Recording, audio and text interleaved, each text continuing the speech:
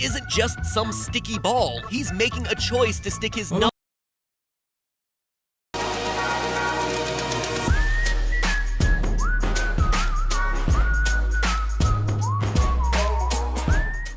What is up, you guys? I'm Charmx, and today I'm going to be reacting to Game Theory, What is a Kirby Scientific Proof by the Game Theorist. Now, I am actually really interested in this because, what the frig is Kirby? I mean, Kirby's a pink ball that sucks in a lot of air.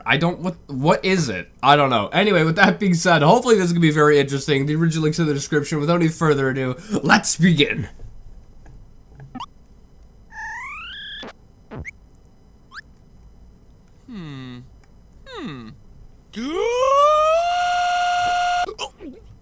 Yeah, you're gonna choke, Matt. No! Stuck in my throat.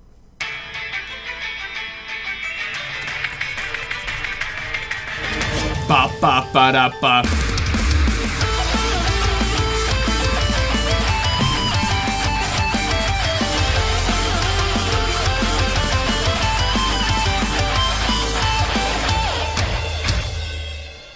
Hello, Internet. Welcome to Game Theory, providing you with your weekly serving of free-range organic brain food since 2011. Now, in case the That's how long Matt Pat's been doing this, since 2011?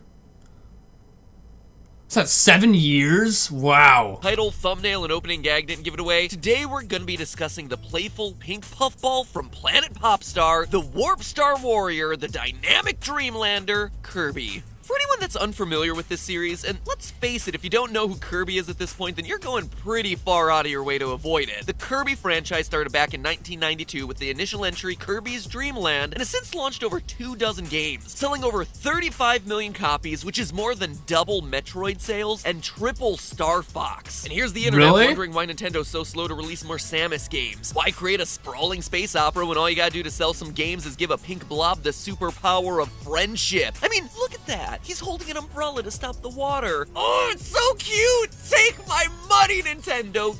Yeah, Kirby is pretty cute. Kirby is pretty cute, but what is Kirby? Love Kirby games. I love Kirby games, which may come as a bit of a surprise considering that this is the first dedicated Kirby theory since the yarn bombing episode, and that one didn't have anything to do with him. If you're new to this channel or missed that one, or just want cringe miss to come early, watch that one. Click the eye icon in the upper right-hand corner of the screen. You will be... I don't know. Good luck. You will be mildly entertained and confused why people still think the early days of Game Theory were better. Anyway, the holiday season always makes me think of Kirby. Kirby Superstar was my all-time favorite birthday present growing up. My birthday's in November, so I associate with the holiday season. And two-player epic yarn around Christmas was the way Steph and I celebrated getting engaged when it was too cold outside in New York to do really anything else. So I wanted to take some time today to look at Kirby. And I mean really look at Kirby. Because what the heck is he supposed to be? Exactly. Hedgehog, Crash is a Bandicoot, Mario is a Homo Nintendo-ness, which is a whole nother episode. But Kirby is a, what, Popstarian? What exactly does that mean? We know that this is a universe with Is Kirby supposed to be like an alien? Earth on it, post-apocalyptic frozen over Earth, but Earth nonetheless, so it can't be too far outside the realm of our own biology. So I took to the internet, scouring the pages of the web for information, clues, anything that would help me scratch this itch, but to no avail. No one knows. Even Masahiro Sakurai, the creator of Kirby, claims to not know what his own creation is. Well, so he's just like, you know what? You know what's a good idea for a character? A ball, but with legs. Is that what he did? Oh, so this is the creator. This is the creator. There's a freaking meme going around right now where you look up who's the creator of Kirby, and I even did this. You go on Google, look up who's the creator of Kirby, and it's just some guy who's not this person, and it's like a meme, but it isn't him, it's this person. And this person doesn't even know what it is. What the frig? all of that ends today. What exactly is Kirby, you ask? Well, loyal theorists, brace yourself for this one because I think I've solved it. Kirby is a single-celled organism known most commonly as an amoeba. So grab yourself a hyperactive lollipop and hop aboard your warp star because it's long past time I tackle the science behind this sucker. Kirby's body is a string. So this has to be speculation because if the creator doesn't know what it is, there's no way you can know. Then again, that's like if I lived in the jungle all my life, I came up with the idea of creating a wheel, even though the wheel has already been invented, and I called the wheel, a blah blah or something like that. I don't know what I would say, but you know, I call it this weird name, but really it's a wheel. It could be kind of like that. I don't know. Strange one for sure, but it does have consistent behaviors throughout the series. For one, we know his body is elastic. Notice here that the force of him hitting the ground causes his body to shift to the side of impact, then bounce back to normal. It's a lot like a water balloon bouncing off the floor when it's dropped. When he runs, we clearly see that the force of the wind against his face deforms him a bit too. These details about his movement suggest that Kirby doesn't have a solid internal structural system, and instead is just a giant ball of fluid. But we don't just have to guess that, we can actually scientifically prove it with an X-ray of Kirby. You might call it What? Kirby's Inside Story. Different franchise that was just wrong and stupid, Pat. But you may be asking me right now, how do you get an X-ray of a fictional character? Easy! The original Smash Brothers. Yeah, of all places. In this game, and only in this game, when characters are... This one! This one! Oh, I love, this is my favorite. Well, I don't think I've ever played any other Smash Brothers besides this one. This original one, so nostalgic. I love this game. It was a big part of my life, playing this game. Oh, I love this. Are electrocuted by Pikachu, you can see all of their skeletons. Hey, Captain Falcon, looks like you might be missing a rib or two there. Star Fox, I'm a bit concerned that your tail is literally one giant bone. But across the 12 characters in the game, 3 show themselves as not having a skeleton. Can you guess which 3? I'll wait, but not too long, because you literally have a pause button and you can just pause and think about it. Kirby is obviously one, because we wouldn't be talking about this if he did. Jigglypuff is another fairly obvious example. Well, you can see here for both of them, they clearly have no bones inside of them when compared to their bone-bearing opponents. And the third character, the one you might not have guessed, fun fact, is actually Samus, who doesn't reveal her skeleton, but rather her real body hidden inside of her spacesuit. Cool details. I never noticed that before, and I played that game so much. Right? Now let's look at Kirby's Wow. arm hands. Hand arms? Let's just call them nubblies. Kirby's nubblies. Kirby's been shown holding objects like Nubblies. hammers, whips, and swords, but in every single instance he's holding something, he never, ever sprouts fingers from his Oh! big, stretchy, Oh, that's disturbing. That's fleshy disturbing. nubblies. Instead, Oh. it's almost like whatever he holds just sticks to him. But Kirby isn't just some sticky ball. He's making a choice to stick his nubblies frick. onto these objects. Otherwise, anything he smacked, bumped, or ran into would stick to him. And I think it would be a very different game at that point. In fact, I know what game it would be at that point. It'd be that weird, oh my goodness, it's actually a pretty fun game, but I've seen a lot of Let's Plays of it. I think my cousins actually had it. It's a Katamari game. There we Katamari go. Kirby. Kirby Mari epic crossover. No need to pay me for the brilliant game idea, Nintendo. Just send me more of that Super Mario Odyssey cereal. As if I didn't collect enough moons in that game. Moving further up on the Nubble, we see what's happening between his arm and his body. And it's kinda weird. Take a look at Kirby Return to Dreamland. In his running animations, Kirby just slides his hands up above his head, as if his nubblies are just rolling around on the surface of his body. They're not in one fixed position, like how our arms are attached at our shoulders, but rather the nubblies are able to shift where on his body they're spreading That's out weird. on, depending on the way that he's using them. This is also found in Kirby's Mass Attack and in Triple Deluxe, when he's floating, jumping, using the whip. Oh, and to make things even more interesting, his swimming animation in Return to Dreamland shows his arms forming on top of his face and then sliding down his sides. All the while, his body maintains the same spherical shape. This would be like having your arms sprout out of your forehead so you could reach the last Diet Coke on the top shelf, and then being able to slide all the way down to your legs to reach the double stuffed Oreos you tucked away in the bottom of the pan.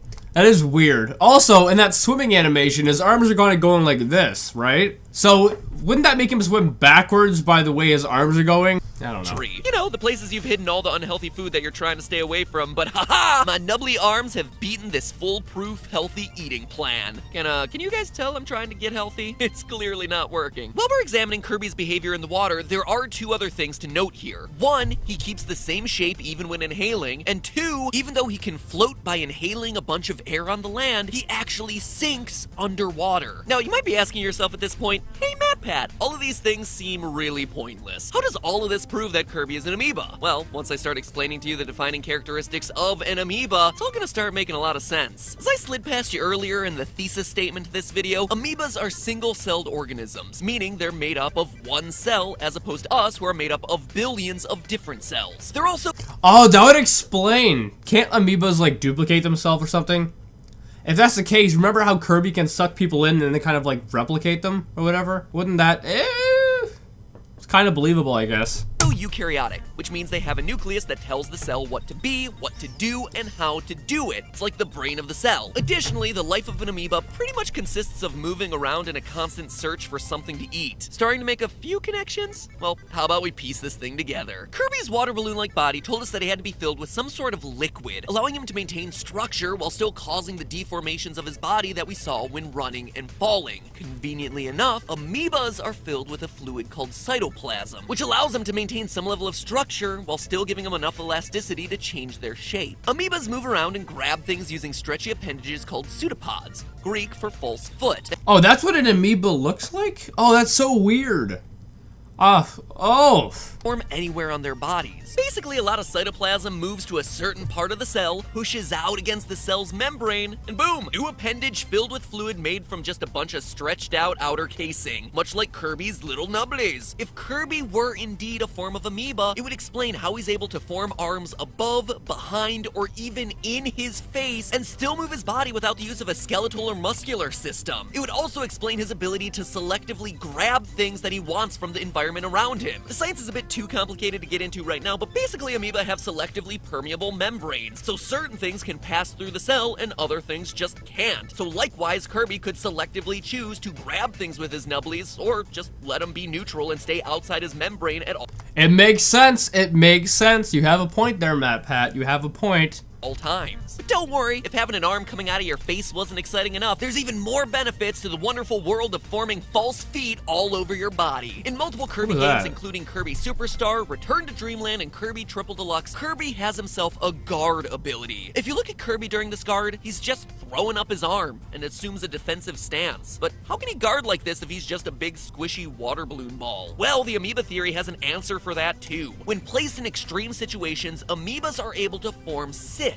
Basically like a thick layer of skin that hardens in order to protect themselves. Since he isn't shown using a shield or some other form of protection, just his little old nubbly, this has to be the only logical explanation for this ability. Otherwise, he'd just be getting his soft little nubblies cut off. And it makes sense. It makes sense. Nobody, and I mean nobody, wants to lose themselves a nubbly. Still not convinced? Well, the amoeba theory accounts for yet another oft-overlooked Kirby skill, division. In most Kirby games, but notably Kirby Mass Attack, he's shown being split into pieces with each piece still able to function. Not as a hive mind, but rather as separate individuals. Each Kirby is able to operate on its own and without... Yeah, this is what I was talking about. You know, how they can like duplicate themselves. I think Matt Pat's right in assuming that Kirby is an amoeba or whatever. But how did the creator not know what it is? So was the creator lying, or the creator took characteristics of an amoeba and, you know, gave it to just a ball?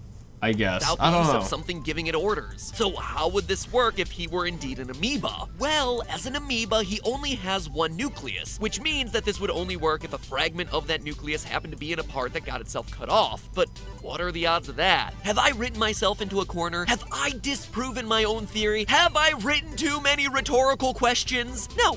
Of course not. I'm adding all this in for dramatic effect. Are you sufficiently dramatized? Have I delayed this long enough? Was this a terrible meta moment for me to put in the first place? Yes? I mean, it could be worse. You could have done this. Hey folks, viewer mail time again. Oh, here's one from Sally, age 14.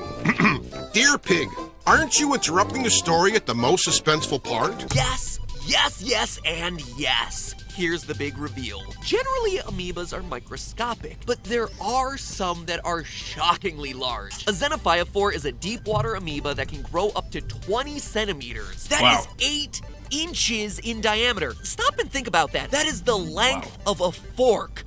Oh, I don't freaking know centimeters, so I thought it was a lot bigger. 8 inches, that's, yeah. What, forks are 8 inches? I don't know, I don't freaking measure forks, leave me alone. For one cell. One cell. That is enormous! If you were to fill that one cell using a typical human cell, it would take 100 billion cells. And if you're thinking that's impossible for one cell with one nucleus to be that massive, well, you wouldn't be completely wrong. Where the typical eukaryotic cell has one nucleus that does one job, this bad boy has thousands, which would completely negate any need for precision when it comes to Kirby's multiplication, or should I say, Kirby's cellular division. Kirby can get cut into as many pieces as he has nuclei for, and he'd still be able to regenerate without breaking a sweat. But here's the kicker, the biggest twist of them all. Remember how I said that these things grow up to be about 8 inches in diameter? That looks disgusting. It looks like a freaking brain. Kirby looks a lot better than that. Well, according to Nintendo of Japan and Super Smash Bros., Kirby's official canon size, 8 inches. Mic drop. So yeah, if you're... Oh... Wait, so how did the creator not know it was, you know, an amoeba, yet Nintendo does? Or it suggests that it is, with the 8 inches. Something doesn't add up here. Not convinced at this point, you're just being stubborn. Everything from his physical attributes, the way he moves, the way he holds things, the way he defends, he hangs on to things, even how he can divide and still function can all be explained by him being a pink 8-inch sentient amoeba. But, you know, there's still one ability. How is he 8 inches though? Because if you compare him to the size of Mario, they're around the same size. Well, that's something else that doesn't make sense because, you know, Mario's 5'1" or something. He's not tall, but he's a lot freaking bigger than 8 inches. So something that also doesn't add up because in Smash Brothers, they're the same size basically, right? I mean, they're not that far off. Kirby has that you might be waiting to throw back at me. One thing I've tried to avoid this entire script. One piece of evidence that I have yet to reveal that will not only prove with absolute certainty that he is in fact an amoeba, but also answers one of the biggest mysteries surrounding Kirby. Nay, video games in their entirety. Yes. I'm talking about Kirby's copy ability. Since the second installation of the Kirby series, he's had this inexplicable ability to ingest living opponents and See, look! their Look! power. Look! They're like the same freaking size! That isn't 8 inches! Mario's a lot taller than that! Well, there have been a bunch of speculation as to how this all works. I'm about to hit you with the definitive answer. Kirby's special ability to copy is just an amoeba's special ability to perform endosymbiosis. If you break the name apart, endo means inside, and symbiosis is a really close interaction between two things. Put that together and wham! An interaction between two things that's formed on the inside. In the simplest terms, endosymbiosis is essentially an amoeba eating another living cell, obtaining whatever that cell had, and through a very complicated process involving the reading and writing of genetic codes, filtering out what it does and doesn't need, all in the name of survival. And when you stop and think about it, this is exactly what Kirby's copy ability does as well. He ingests the enemy, a living enemy mind you, and only takes what'll help him survive. Kirby... Yeah, that's 100% proof to me that he is, you know, an amoeba. However, the size thing doesn't make any freaking sense because he's the size of Mario, and Mario's a lot bigger than 8 inches. Doesn't eat a Waddle Doo and suddenly gain its giant eyeball because he already has eyes. And having 2 eyes is actually an evolutionary advantage. Instead, he gains the Waddle Doo's beam ability, something that will actually help him to survive. And when he's done with the ability, poof, DNA exits his body in the form of a star. Anyway, guys, I hope you liked this video. I think MatPat's correct in assuming that Kirby is a an amoeba, basically. I think that, what the frig is it called? You know, a one-celled organism. The size thing doesn't make any sense, though, because although Kirby is supposed to be 8 inches, he's the size of Mario, who's 5'1" or something, so he's a lot bigger. The size doesn't make sense, but, you know, other than that, you know, Kirby has all the characteristics of the cell. And yeah, if you like this video, make sure you give it a thumbs up, possibly share with a friend if you're new, and subscribe to the family. Also, make sure you go subscribe to the Game Theater. So with that being said, I'll see you guys next time.